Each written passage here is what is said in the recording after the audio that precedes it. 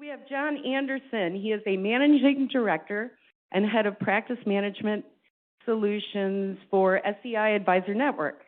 He has been with SEI for over 20 years and is responsible for all programs focused on helping financial advisors grow their businesses, create efficiencies in their operations, and differentiate their practices.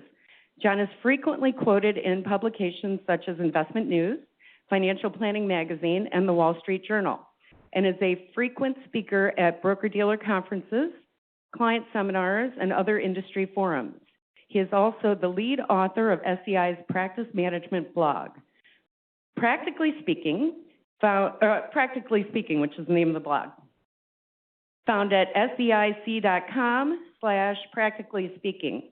Alongside his practice management responsibilities, he is also managing a team that provides investment research, case support, analysis, and financial planning ideas to bolster the efforts of SEI's advisors. John, welcome. Thank you.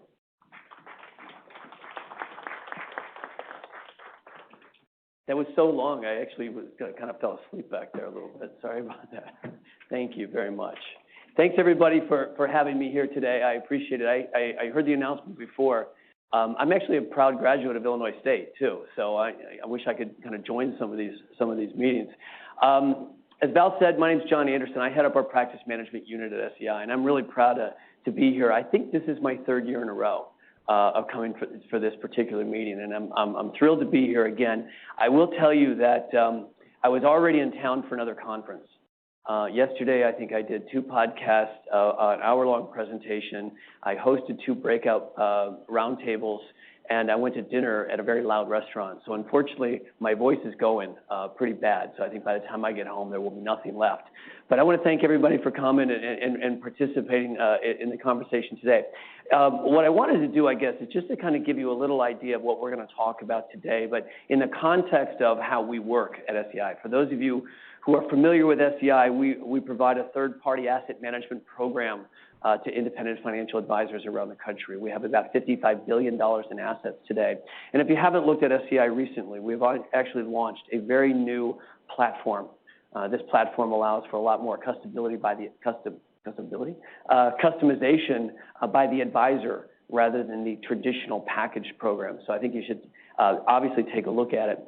But, you know, we've been working with advisors now for roughly about 25 years. In that 25 years, we learned very quickly that you don't necessarily want to hear a lot from me. Most of the people that we talk to say, you know, I want to hear what are the best practices of advisors around the country. So our focus on practice management as we help advisors grow, differentiate, create efficiencies in their business is to really start with what has been the advisor experience first. What are the best practices of people in Illinois? What are the best practices of people in California and New York? Because we realized very quickly that those best practices, if we kind of combine those together, we can find better ways to do our business, better ways to serve our clients. We also take that advisor experience and we marry that up. Whether it's external research that we acquire or whether it's internal research that we do, we want to marry up those best practices with, is this really the way or the future of the industry? Is this an area that we think that is marketable to advisors? So we want to validate the practices with the research that's out there. And what we do is we create solutions around client service, sales and marketing, operations, business planning, really for advisors no matter where they fit in that business frame, whether it's the growth phase, the efficiency phase, or that transition stage. Now, there's 2 ways to consume our practice management programs and ideas. The first way is through what we call tactical. And the easiest way to get to that tactical information is through our social media outlets. Probably the easiest one there is our Practically Speaking blog, which Val mentioned. It's at seic.com, Practically Speaking. We've been doing that for about 6 years. I write every Friday, and we have a guest post every Tuesday. The guest post is typically around investments or technology or a millennial's point of view. My piece is always around some sort of practice management, things that I pick up at conferences, not unlike the one that we're in right here. So I'd invite you to take a look at that. We're very proud of it. It's received a lot of recognition over the last couple of years, including wealthmanagement.com's top social blog for financial advisors. So we're pretty proud of that. The other way to consume our practice management is really kind of what we've been talking about as I was here the last couple of years, and that we've been writing for a long time. And that's really our focus on creating thought leadership white papers. Now, our thought leadership white paper started about 5 years ago with a very simple question. We sent out a nationwide poll to financial advisors around the country, and we asked one simple question. Are you a financial advisor that owns a business, or are you a business owner that happens to be a financial advisor? Kind of a difficult question for some people, kind of an interesting question, and frankly, the response was a bit disappointing. The response was disappointing because what I learned was about 65% of the respondents came back and said financial advisor first and business owner second. And I say disappointing for a couple of different reasons. Number one is I think about the advisor and the client relationship. Typically, clients are going to hire you to be their last advisor that they ever hire, right? They want to trust that you will be there for them when times get rough and when times are good. They want you to be there to help them do the planning, whether it's retirement, education, or something like that. If we're not thinking a little bit like running a business, another 2008 comes around, we may not be around to work with those clients. And the other thing I think about when I think about that business owner versus client relationship, or sorry, business owner versus financial advisor change, is that, you know, I look at a lot of firms. I've been in the business for over 30 years now, and I've met with financial advisors across the country. I've been in 49 of the 50 states. Someday I'll get to Wyoming. I don't know why I haven't been there yet. But I've been around all over the country, and I've seen these great practices, these people that have done blood, sweat, and tears into building this relationship with their clients. And I think about the end game. And the less we think about business, the less there is to transition down the road, whether it's to monetize the business, whether it's to sell the business, whether it's to transition to a junior partner or one of your kids.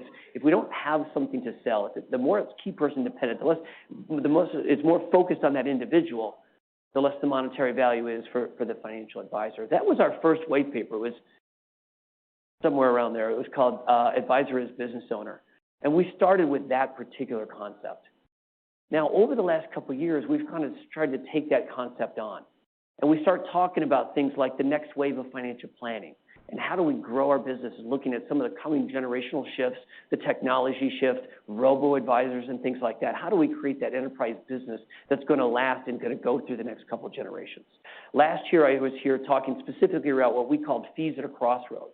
And again, with some of those changes that are going on, how do we actually maintain the value? How do we maintain the income that we're earning today with some of those changes? And looking at different alternatives for compensations, ones that are tied a little closer to maybe the value that you deliver versus the things you can't control, like, for example, an AUM fee based on the markets and the economy, when the value perceived from the client is on the advice and consultation. So as we started to think about it, we came out with last year, we worked with FP Transitions, and we started to quantify the value of time and about how businesses are getting sold, whether they're client managers or whether they're investment managers. And we looked at the valuations with FP Transitions in their database of about 8,000 different valuations. And we quantified what spending your time does to the valuation of business. How you spend your time is quantified. So you can see that over the years, we've really spent a lot of time, as the industry does, looking at, do we create a better business model? And we talk about this concept called the enterprise model. Mark Hurley, a couple of years ago, from Undiscovered Managers, I think is where he used to come. I don't remember where he is today, but he wrote a paper that said only 2% of advisory businesses have enterprise value, value that lives beyond the original owner, one that can be multi-generational. And that was a big issue for a lot of people because we looked at the business aspect. And, you know, as I go out and I consult to a lot of firms today, I found a kind of a disconnect. Because we talk a lot about building value, we talk a lot about building businesses, we talk a lot about increasing this multi-generational practice, and yet many advisors that I've met with have a phenomenal, what we would call lifestyle business, where they've built up a great income, where they've taken their Fridays off, or maybe their Mondays off too, where they've built a great relationship with their clients. And what we started to do is to say, well, you know, if everybody's talking about building an enterprise business, we understand that. But where are the people that are talking about building a quality lifestyle business? And why is there such maybe people looking down on the fact of these lifestyle businesses being very successful? And what we started to do is we said, we want to maybe investigate this area. So Rafe Lee, who's the co-author in almost every one of these papers that we've done, and he actually spoke 2 years ago when we did the Next Wave of Financial Planning. Rafe Lee and I, who put most of these kinds of papers, we went out and we started to look at the conversations around lifestyle advisors. We also employed Bob Berries, many of you know Bob, to look at his group of people and his following to help do some of the surveys. So we went out and we said, there seems to be that disconnect from people who have built these businesses to the enterprise, and every firm struggles with its own unique challenges of what the future is going to look like. We said advisors rarely discuss the business models with the staff, so who do they actually discuss them with? And typically, nobody. The term lifestyle advisor had a negative connotation, even though there are very good advisors that are following that path. So the industry is forcing that enterprise down as the correct approach, but we think that there maybe is another approach. And there's going to be trade-offs to make that other approach. And we thought that was an interesting way that we wanted to step into this. Yes, sir. Enterprise model, in our definition, is one that's going to last beyond. The question was, can I explain a little bit more detail what an enterprise model is? In our definition, is one that will outlast with the culture and the structure and the client relationships the original founder. And what we're finding is the majority of the firms, frankly, they may go to that second generation through a sale or a transition, but typically it's completely gone by the third generation in a non-enterprise business. So what we did is we went out, this was a very successful survey. We had 400 managers or partners or managing partners or owners of financial advisory firms. They were all independent, BD-affiliated hybrids, RIAs, so they were not working for the major wirehouses or anything. We fielded the survey through email. We did it in conjunction with Bob Berry and his advisor community, and we questioned advisors how they ran their business, what the maturity stages of their advisory firms, and we looked at some of the demographics. And what we really came to the conclusion is there's a couple of different ways to create what we call a purposeful advisory firm. As we looked at the demographics in the survey, we basically found that there were 3 stages of an advisory firm. It was very clear what those 3 phases look like. It was the startup, the people that are just getting going into the business, that emerging, people that are beginning to get to success but aren't quite there yet, and then this mature. Now, the mature is where we saw this divergence, if you will, between lifestyle and enterprise. And the reason that we wanted to investigate this is because it was our belief, and we're trying to prove this out, it was our belief that if you make that choice, if you make the choice to be lifestyle, you'll probably maximize your income. But your valuation down the road may be lowered a little bit because it's more key person dependent, because it's more about you and your firm rather than this mature business enterprise.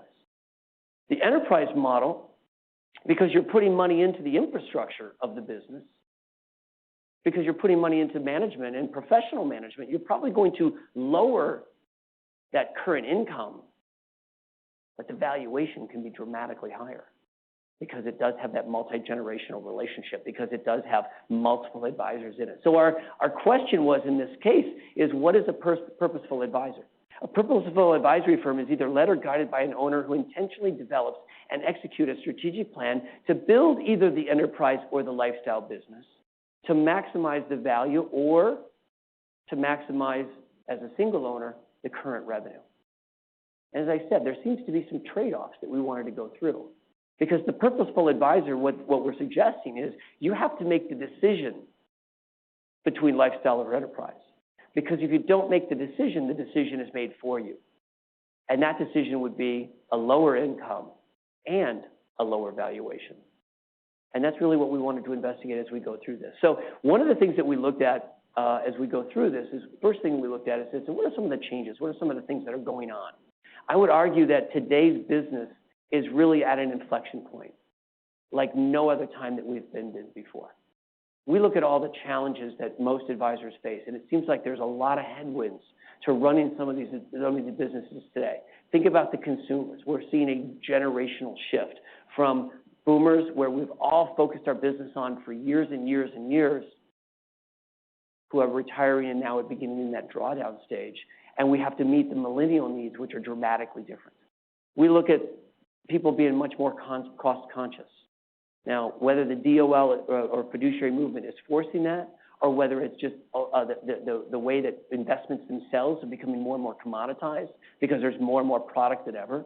We're seeing people that are becoming much more risk adverse. We think about what happened in 2008 and 2009, and mentally, most people really haven't gotten over that. But we're also seeing a tech savvy consumer. I argued a couple of weeks ago, that the people that are retiring right now are the people that invented WebMD, they invented TurboTax, they invented Zoom, LegalZoom.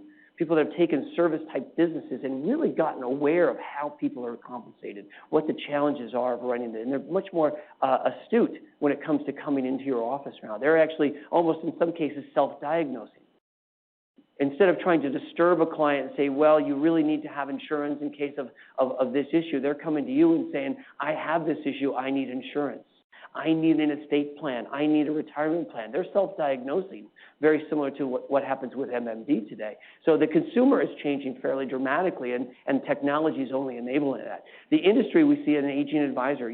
One of the challenges of this fiduciary movement, we saw it in the UK with their retail distribution review, the RDR that happened in the United Kingdom a couple of years ago, was we saw a decrease of advisors by about 25% because people were being forced to fee-type business. We're talking about a different education and licensing. And we feel that it's really going to happen here as well. Maybe not 25%, but I've talked to a lot of advisors that are changing their behavior and thinking, rather than changing my entire book, maybe it's just time to get out. We're seeing younger advisors that are not getting into the business because they don't have the ability to hit critical mass. Because if you think about when we're all started off in this business, it tended to be a lot of commissionable products, right? It tended to be, how do I put food on the table in smaller accounts? And unfortunately today in a fee-based world, small accounts in a fee-based world doesn't make a lot of money for people to be able to live on. We see in the changing business model and fee pressures, again, with the commoditization of the investment products, and there's fewer opportunities to really differentiate among advisory firms. I call this the sea of sameness. You think about the advisory business, if I was in a different mood today, I'd say, how many people say on their websites that they offer financial planning or they offer comprehensive financial planning to retire? Everybody says they offer basically the same thing. So we look around today and say, how do we really begin to differentiate ourselves? How do we set ourselves apart? So it's becoming more and more homogenized, especially as we're all pushed more towards the advice model and the fee model. We look at the markets, how they've changed with interest rates, the bond and equity markets, the volatility in the international markets. We think about all the stuff that's happening. And, of course, this regulatory environment. I like to joke that the very first product that I ever sold as a Series 7 licensed rep was in about 1987. I was working up in, actually, Skokie. And it carried an 8.5% upfront commission. It was quite possibly one of the best days of my life when I got an 8.5% up. I didn't do it. Darn thing other than pick up the phone when it rang. I said yes. They said, I want to buy something. I said, great. They wrote me a check, and I got 8.5%. This was a great business to be in. But at the end of the day, when's the last time any of us have seen that? When we think about government regulations, when we think about the business of being in this business today, every time there's any scrutiny, it typically goes around compensation of financial advisors.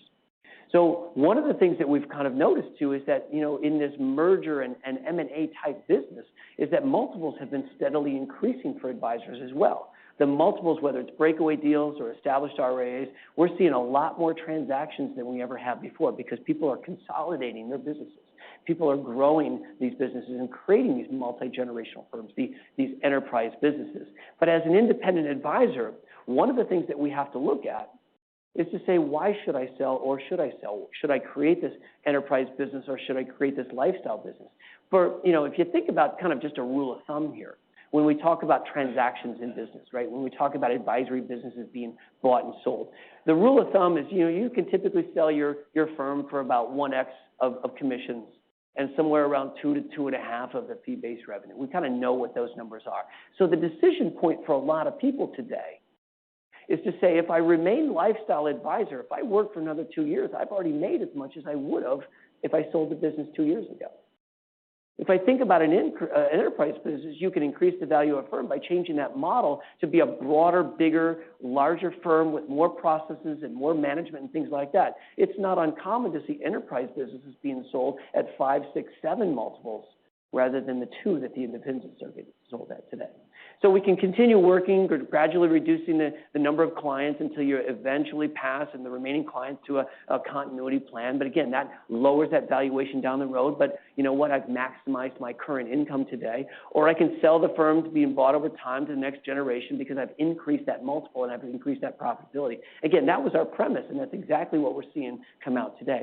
So what I want to do is I want to talk about some of the essential components of an advisory firm, and we'll start to think about the questions that we would ask, whether we're focusing on being that enterprise or that lifestyle firm. Now, the 4 major components, as we saw in our research, the 4 major components to building these firms, whether you're enterprise or lifestyle, are really people, the value proposition or the brand of the firm, technology, as well as investment philosophy. So we're going to go through these individually, but what I really want to do is I really want to think about when we sit back and we look at our firm. What kind of firm do we want to be? And what are the questions that you have to ask yourself when you think about what that firm's going to look like down the road? And it's really becoming, again, that purposeful choice of what type of firm that I want to generate. Now, the first one, when we looked at our survey, it's obviously people. People are the most important. Your staff is the most important aspect of the business that we have today, the firm that we have today. 76% of participants employ 5 or fewer in our survey, including the owner. 73% were client service, administration, investments, et cetera. But the non-critical roles were delegated to third parties, like in this case, we mentioned bookkeeping, marketing. Core competencies, which is great, are kept in-house, but we have to define what those core competencies are. And the decision about being made what's done in-house versus out-house is a third party. You really got to figure out how you're going to develop the staff and everything. The last thing we noticed here was that an overwhelming majority of the wealth managers surveyed, in this case by Cerulli, said that the developing the next generation is absolutely key. So if we're sitting here thinking about our staff, if we're sitting here thinking about our future firm, again, whether it's enterprise or lifestyle, the first thing, the purposeful questions that an advisor should be asking him or herself is, can you define the firm's culture? And does everyone with regard to your staff fit within that culture? Is this the culture that you want to have? Do you have a compensation model that's in place to keep those people that you want to keep in place? Because if you think about it, if I'm a lifestyle advisor, I want to take time off. I need to have people that can continue the operations of my firm while I'm off on my 6 weeks of vacation. If I'm building that enterprise model, do I have a compensation model in place that's going to allow them to grow within the firm and maybe ultimately become management themselves? Do I have the appetite for managing more employees? This is a key question as we think about that differential between lifestyle and enterprise. Because enterprise is going to talk about managing more people. It's a bigger firm by nature. Lifestyle says, I don't want to manage a lot of people. Do I have the right staff and the right jobs? And do you have the right processes in place? It really comes into thinking about workflows and process and keeping that morale as high as possible. The next thing we talk about is the value proposition or the brand. And this, to me, is foundational. This is what we do, right? This is who we are. This is why we get paid what we get paid. If we can't explain the value proposition, it would be very difficult to charge 100 basis points, 75 basis points, whatever it is. So intentionally framing the unique attributes of your business to articulate what your firm stands for. The questions that need to be answered are, who are the types of clients that your firm is set up to serve? What are the obstacles that they face, and what are the solutions that you provide? If you have a unique value proposition, that firm is going to generate a lot more revenue and a lot more business than a firm that is a one for everybody. Although 73% of the respondents believe that their brand differentiates them from the firm, I would argue that that is maybe some of these people feeling a little good about themselves. As I traveled around the country, most people do not have a real clear-cut value proposition or a clear-cut brand. Only 50% have revisited their brand in the last 5 years, even though we've had some dramatic shifts both in the market and the type of people and the type of client, and 18% haven't done so in more than 5 years. The reason that that's important is that if we don't understand the brand that we have in place, if we don't clearly articulate the brand, then the market is going to position you the way that they position you rather than you being able to articulate it for yourself. It's amazing to me as I go to offices around the country and I ask people about what's the brand, what's your value proposition, why do people hire you? Most people don't have the ability to answer that. And yet I look at their office, I look at their signage, I look at the way that they position themselves, and they are being positioned in a brand that maybe they don't necessarily agree with. I was down in southern Missouri a number of years ago with a gentleman, and I asked him that question. He said, "We are the financial planners in the county. There is no one that can do planning like we do. There is nobody that has the ability to do as complex estate retirement as anybody out here." But that's phenomenal. That's a great story. Tell me about your competition. Merrill Smith Barney and Edward Jones.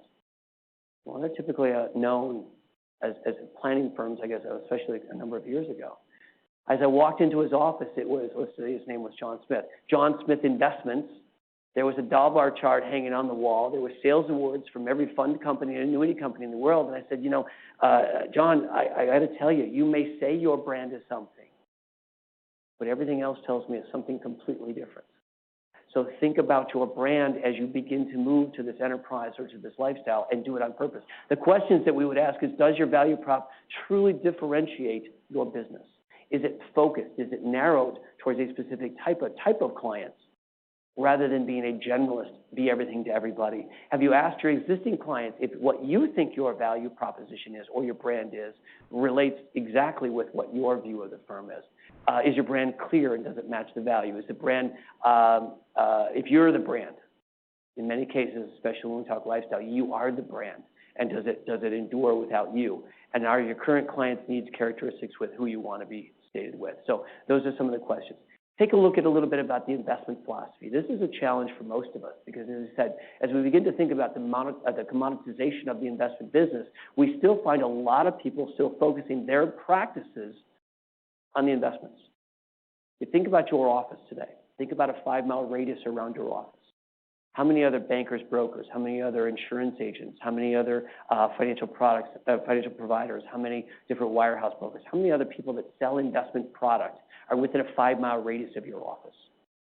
Quite a bit, I would assume, right?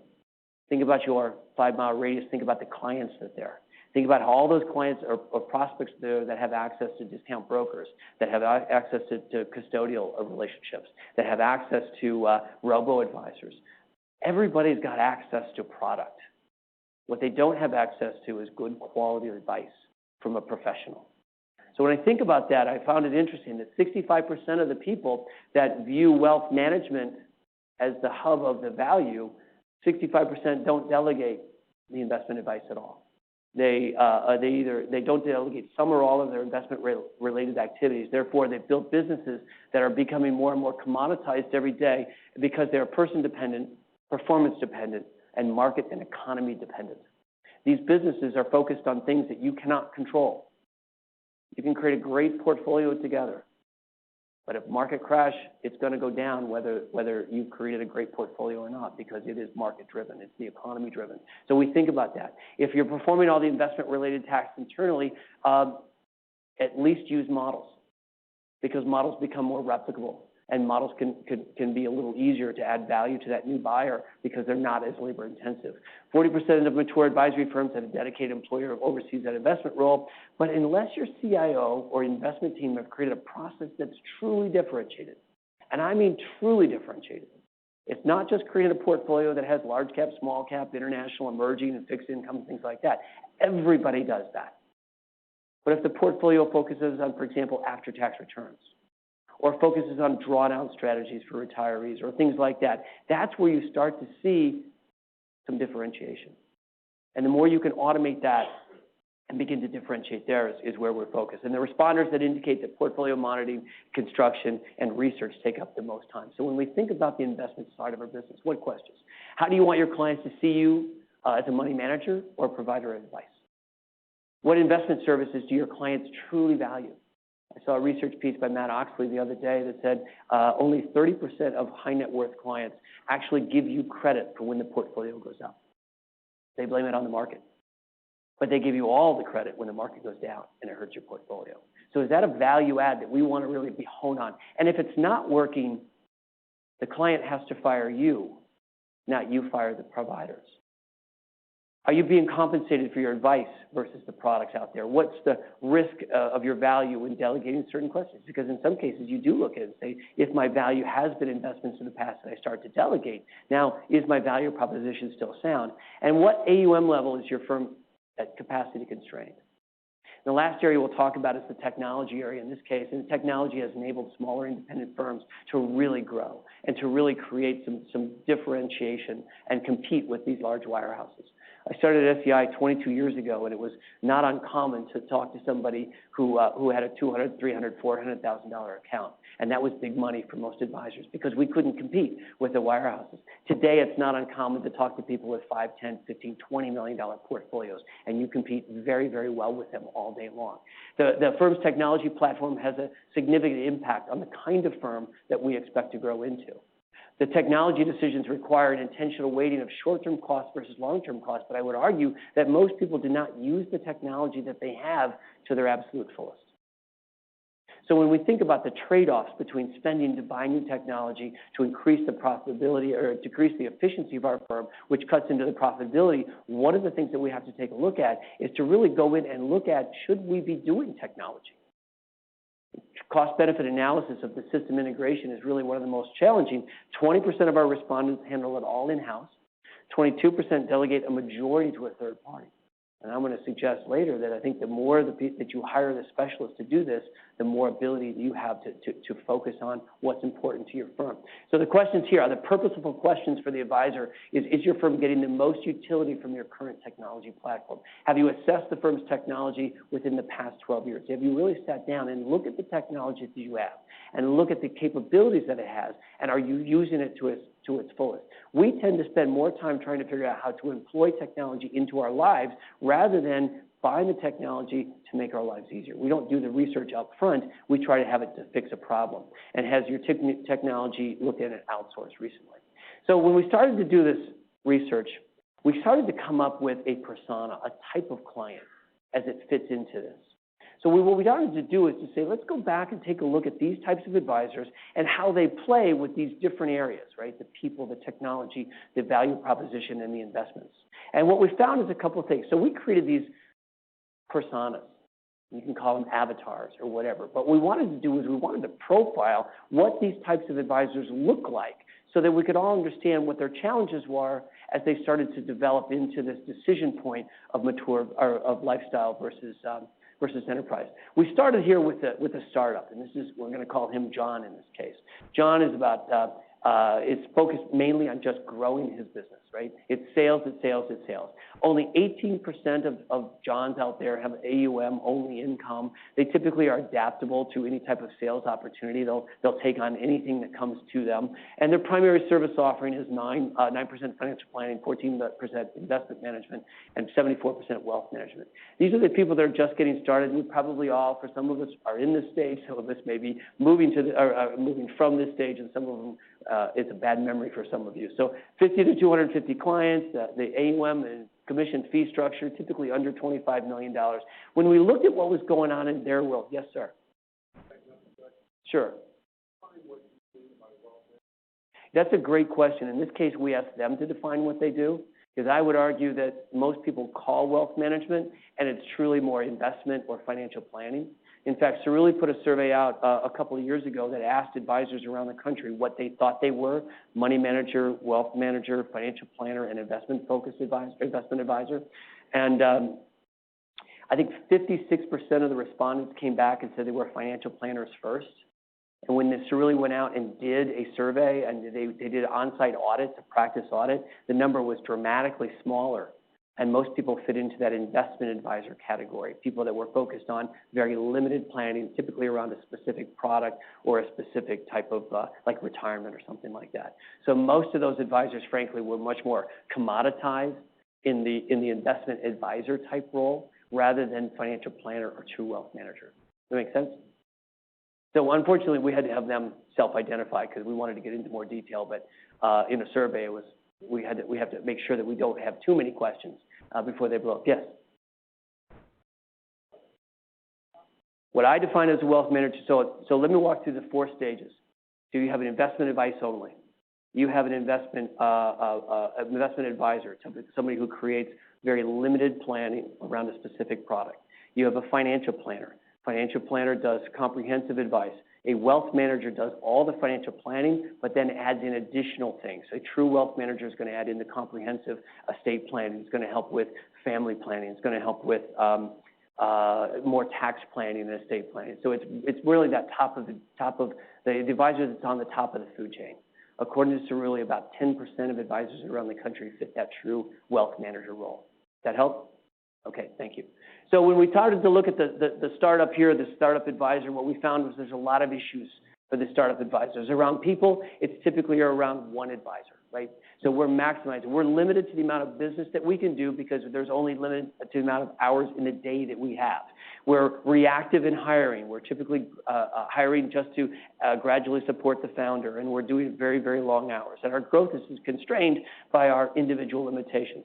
When it came to the value proposition, it was historically broad, overstated. It was fine-tuning was required. There was a lot of paperwork and redundant, and there is no brand at all.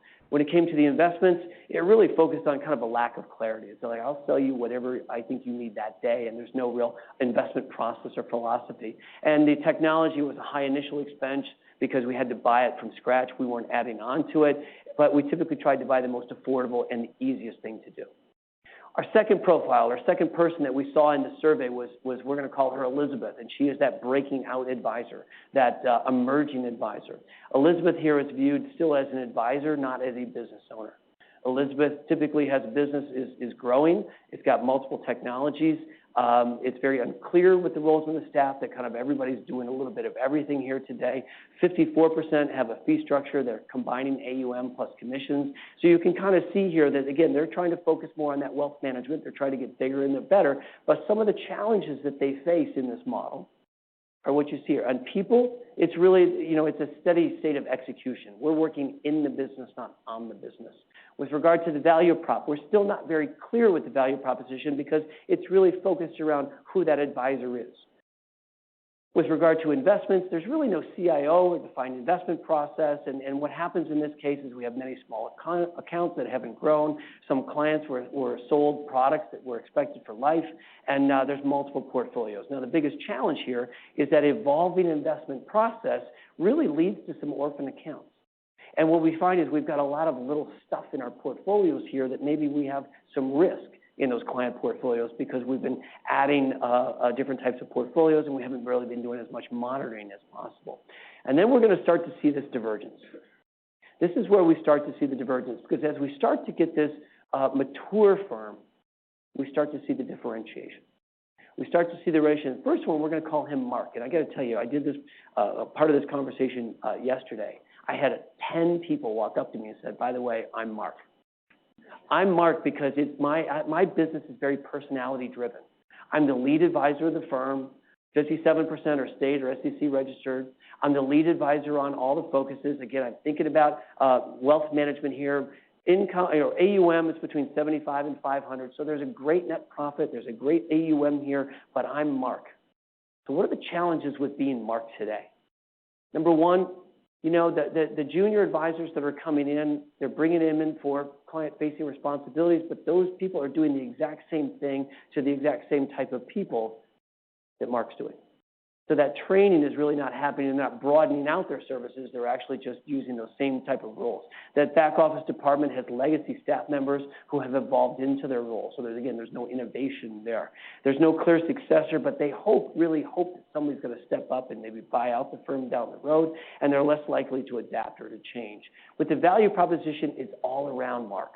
It's all around who that individual is. So you'll go to the website and you'll see lots of pictures of just Mark. You'll see the brand around, typically the firm name is around Mark Financial Services, right? You'll see a lot, it's personality-based, and the founding advisor works with the clients who pay the most, and the junior advisor goes with everybody else. On the investment, they've evolved towards more portfolios because they want to make it a little easier, model portfolios for efficiency. But the question that I get from the people like Mark right now is to say, should I hire a CIO? Should I hire a chief investment officer to start to delegate some of that authority? They've created the customized performance statements, but there's so many one-offs. And this is where it's a really interesting conversation. For those of you who have listened to any of Michael Kitz's podcasts, He has aren't they great, aren't they? He did one the other day with, well, at least it was the other day that I listened to it. He did one with Carl Richards, a behavioral gap. If you have an opportunity, please listen to that. An hour and a half. That was the second podcast I've ever listened to in my entire life. But he talked about the imposter syndrome. And I think what happens right here is this is the imposter syndrome happening.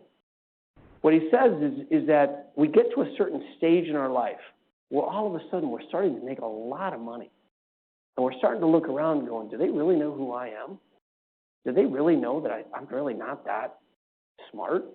That I'm really not doing everything? I feel guilty a little bit about making this much money by doing just good, comprehensive planning for clients. So they begin to start outthinking themselves by thinking, well, man, somebody's going to pound on the door one of these days and they're going to realize that, they're going to call me an imposter for making this much money.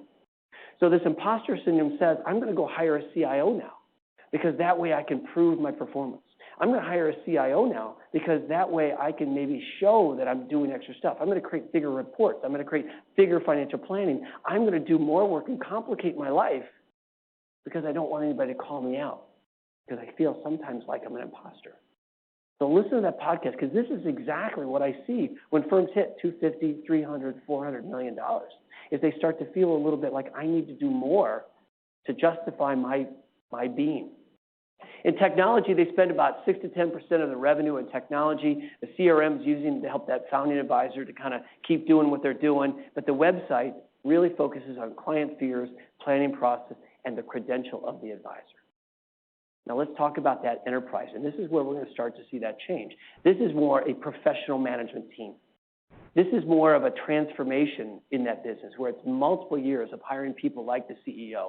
It focuses on the efficiency of the business and cutting corners, not cutting corners, but cutting costs. And that expansion by acquisition is now an option. We can start focusing on 250 to 500 clients, AUM plus planning fee structure. Again, that 150 to 500. What we really saw in the survey was that they were almost identical until they started thinking about the types of services that they delivered and types of challenges that they delivered. In this case, the people, it was multiple advisors with shared client responsibilities. Again, differentiated from the single advisor. It was the lead advisor moves into a more senior management role. Typically, we start by hiring some professional management like the COO, but the lead advisor becomes the CEO and more of a rainmaker in this case. The value prop is clearly defined. And it has repeatable business models. That brand is differentiated in the market, and they offer that really, truly, rather than just saying they do it, they offer that comprehensive wealth management services. On the investment side, that high cost structure supports the investment related. They have the risk that the value prop may change to investment management, however. And lastly, their technology is customized. Now, when we started to look at the numbers, we started to bear out that this was exactly happening. What we found is the startup business had a clear profitability. They were very, very profitable. But it's because they had so much low infrastructure. It's because it was all based on the employee. When we started moving over, the emerging, great profitability, the mature lifestyle, a little bit less. But the difference here is that with the mature lifestyle advisor, this profitability was all going to the single owner. Whereas this profitability was a little high because they were mature enterprise businesses, it was spread around multiple people in management. So what we wanted to do then is to say, let's talk about really firming up that mature firm. What do we do when we are a mature firm? Or what do we do when we're in that stages of deciding whether we're lifestyle or enterprise? Because the industry for years has been saying you have to be an enterprise business. The industry's been saying for years that you have to create this multi-generational. I'm going to suggest to you that lifestyle is a fine model. Enterprise is a fine model. What's not a fine model is doing nothing. Because if we don't do anything, again, we have that low multiple and the low income. So what are the steps that we should be doing today as we begin to build out our firm for growth? What are the steps that we should be doing today to make the decision between lifestyle and enterprise? Well, the first question is, this is when I like to do is to say, lock the door in your office, turn off the phone, and think about what kind of firm you want to have. Start by asking those questions. What do you foresee in the future? What do I want this firm to look like? You have to, are going to reach that fork in the road to become either lifestyle or enterprise, but if you don't do it, it makes the decision by default. And when decision be made. It's rare that any firm starts off as an enterprise. In our experience, it typically happens between 100 and 200 million, more than one top advisor, and built-in infrastructure with those 7 employees. So the questions that we want to ask ourselves in that locked room with the phone off is, do you want to maintain your role as a great advisor, or do you want to try for a more managerial role? If there's more than one lead advisor, have you actually discussed this future of your firm, and do you have a common vision for what that's going to look like? Do you have the appetite for more significant work? You know, one of the questions that I got asked yesterday was twofold. Number one, it sounds like if we want to move to a more enterprise business, we're going to have to work harder. And the answer is absolutely you are, because you're going to have to change the firm as it stands today. The lifestyle firm doesn't necessarily take that, but if you're thinking about enterprise, you're really going to have to put more effort into running the business rather than to meeting with clients.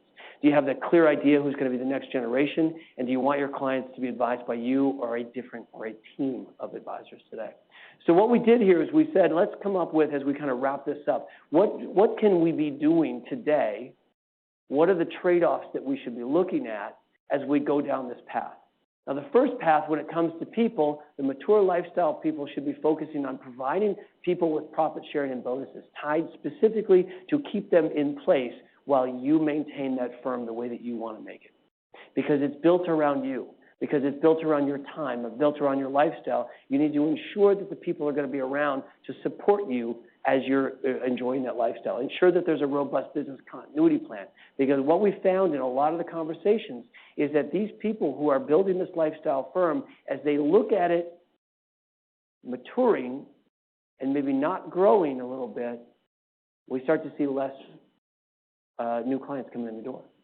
We start to see less referrals coming in the door.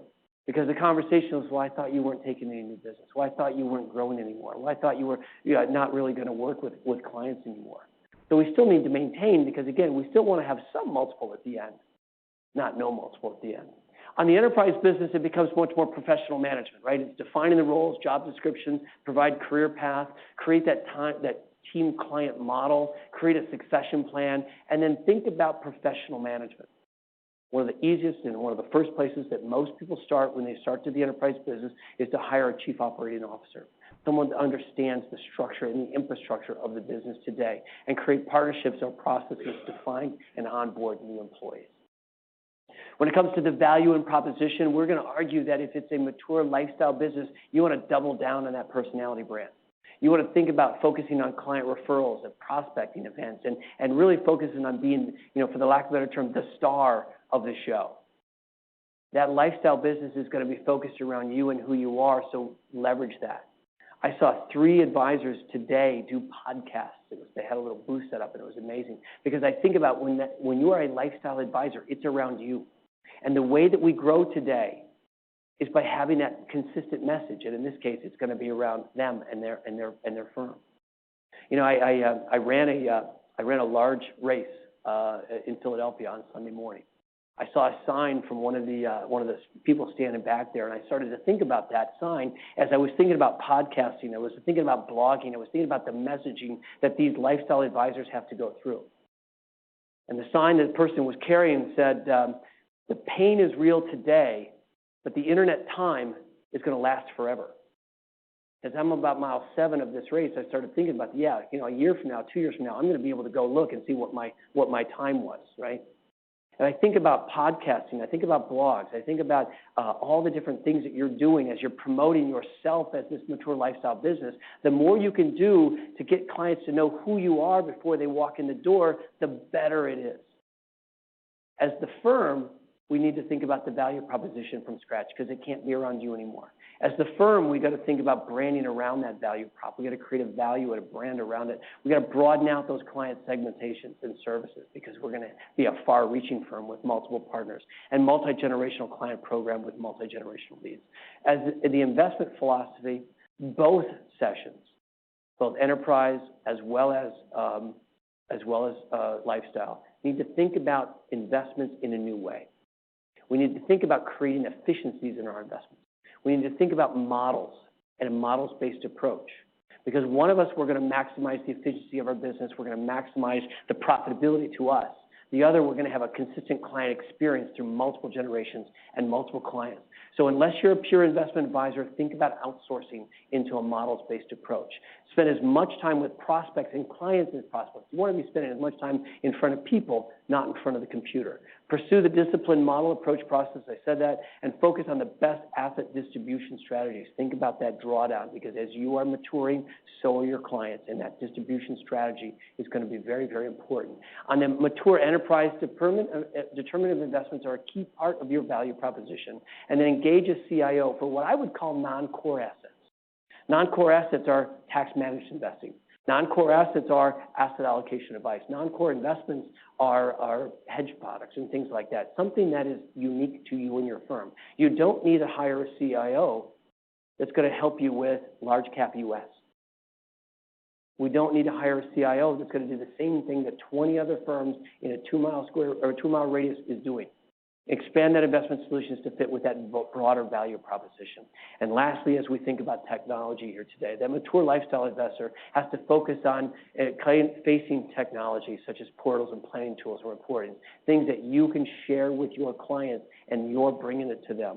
Hone in the client review and the documents, make it easy, and update the website with a focus on the trustworthiness and the qualities of the founder, because we're building this around the founder. On the enterprise side, review and upgrade the technology and workflows to increase efficiency. Deepen the integration between the core technologies and outsource that IT. Get that off your plate. So as I kind of wrap up, I think I'm pretty close to being on time, which is amazing for me. As I kind of wrap this up, one of the things I wanted to leave with us is that while many people are suggesting that we want to go one way or the other, my suggestion is that this is up to you. This is up to your firm. This is up to how you want to run your business and your lifestyle.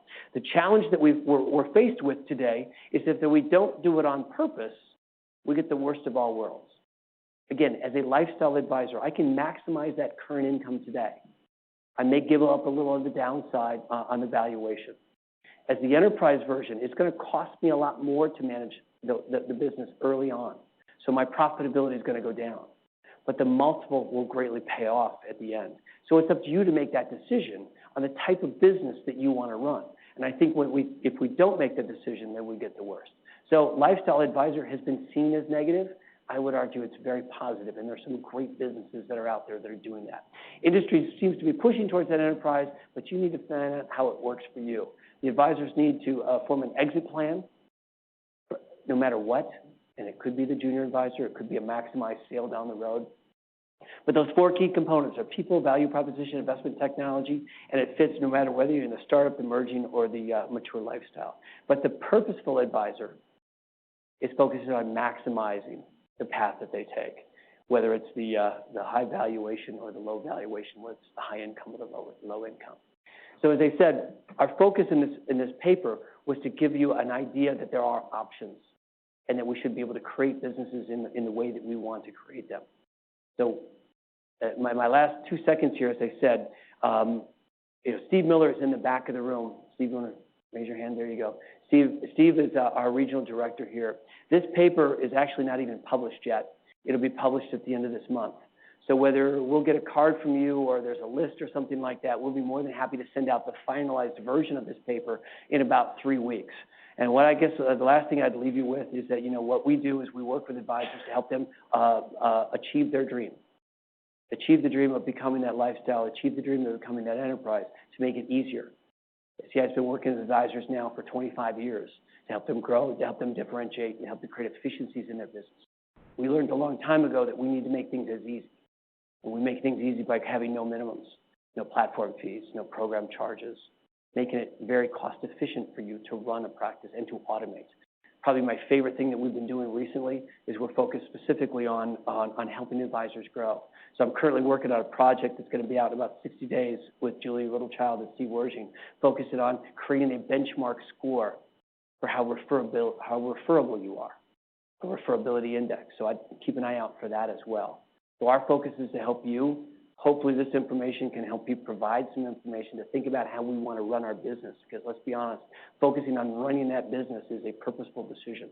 Focusing on running that business, whether it's lifestyle or enterprise, is a decision that's going to make it, but at least make one decision. Don't let the decision be made for you. on time. Thank you very much for your time.